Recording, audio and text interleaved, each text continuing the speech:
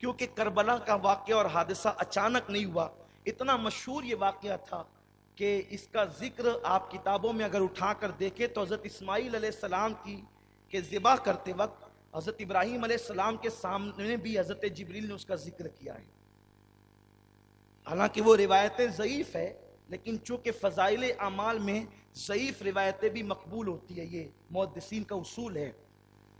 بہت طویل، بہت عجیب یہ قصہ ہے اور یہ عجیب داستان ہے، انبیاء کے سامنے بھی اس کو رکھا گیا۔ بہت مشہور تھا یہ واقعہ۔ ابن عباس کہتے ہیں نبی کے گھر کا بچہ جانتا تھا کہ کربلا میں حسین شہید ہوں گے۔ اب دہیا کلبی آتے ہیں، مولا حسین کی عادت کریمہ ہے کہ انہیں نوازنے کے لیے ان کی گود میں جاتے ہیں۔ اب اللہ اکبر، نبی کا شہزادہ دہیا کلبی کی گود میں آ جائے تو دہیا کلبی کے تو دل کی کلی کلی کھل جاتی تھی۔ شہزادہ رسول جو گود میں آ گئے، پھر یہ ہوا کہ جبریل امین جب انسانی شکل میں آتے، انسانی صورت میں آتے، تو اکثر حضرت دہیا کلبی کی شکل میں آتے، دہیا کلبی کی شکل میں۔ ایک دن یوں ہوا کہ جبریل امین دہیا کلبی کی شکل میں حضور کی بارگاہ میں آئے اور مولا حسین وہاں موجود تھے۔ انہوں نے دیکھا اور دیکھنے کے بعد سمجھے کہ میرے نبی کے صحابی دہیا کلبی آ گئے، حضور کی گود سے چھلانگ لگائی اور جبریل کی گود میں۔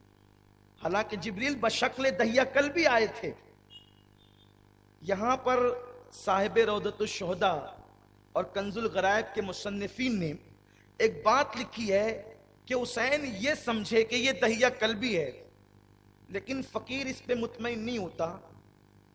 وہ میرے بہت آقا ہیں، صاحب روضۃ الشہداء کنز الغرائب کے مصنفین بہت ہمارے بلند آقا ہیں، لیکن بات عشق کی ہے۔ انہوں نے یہ کہا کہ حسین یہ سمجھے کہ یہ دہیا کلبی ہے، لیکن فقیر یہ کہتا ہے کہ حسین یہ نہیں سمجھے دہیا کلبی ہے، حسین سمجھے کہ یہ جبریل ہی ہے، حسین سمجھے یہ جبریل ہی ہے۔ لیکن بتانا یہ چاہتے تھے کہ کربلا میں مجھے پیاسا دیکھ کر، کربلا میں مجھے پیاسا دیکھ کر یہ نہ سمجھنا کہ میں مجبور ہوں۔ میری شان تو یہ ہے کہ کبھی امام الانبیاء کی گود میں رہتا ہوں اور کبھی امام الملائکہ کی گود میں رہتا ہوں۔ یہ میری شان ہے، لوگوں پہچان لو مجھے میں کون ہوں۔ وہ جانتے تھے کہ یہ جبریل ہے، اس لیے کہ حسین کیا جانتے تھے یہ نہ جانتے تھے، نہ میں فیصلہ کر سکتا ہوں نہ آپ۔ لیکن بات عشق کی ہے تو عشق پھر بولتا ہے اپنے انداز سے۔ اگر آپ کو قبول ہے تو لے لیں اس کو، ورنہ روضۃ الشہداء کے مصنف کی جو بات تحریری ہے کہ وہ دہیا کلبی سمجھے، چلو ٹھیک ہے وہی سمجھے۔ وہاں جا کر کے جبریل کی داڑھی سے کہ یہ دہیا کلبی ہے کھیلنے لگے، جیب میں ہاتھ ڈالنے لگے تو حضور نے بڑھ کر مولا حسین کو اپنی گود کی طرف کھینچا۔ اس کو یوں تصور کرے، کبھی کبھی ایسا ہوتا ہے نا کہ اپنے بچے کسی کے موبائل کو ہاتھ لگاتے ہیں، موبائل قیمتی ہے تو ہم اس کو بات کرتے کرتے ادھر سمیٹتے، ادھر آ جا، تاکہ مہمان کو احساس بھی نہ ہو اور ہم اس کو اپنی طرف سمیٹ لیں۔ اس کو یوں تصور کر لیں کہ ادھر دہیا کلبی سمجھ کر بقول صاحب روضۃ الشہداء کے داڑھی سے کھیل رہے ہیں، جیب میں ہاتھ ڈال رہے ہیں، اور حضور باتیں کرتے کرتے جبریل سے مولا حسین کو ادھر سمیٹ رہے ہیں، اس لیے کہ آقا چاہتے ہیں کہ یہ جبریل ہے، سید الملائکہ ہے، اس کی عظمت ہے، اس کی بزرگی ہے۔ تو جبریل نے بات کو ختم کیا، عرض کی یا رسول اللہ آپ اس کو نہ روکیں، اس کو بیٹھنے دیں، یہ جو کرتے ہیں انہیں کرنے دیں۔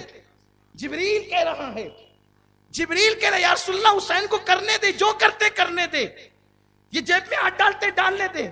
حضور فرماتے ہیں جبریل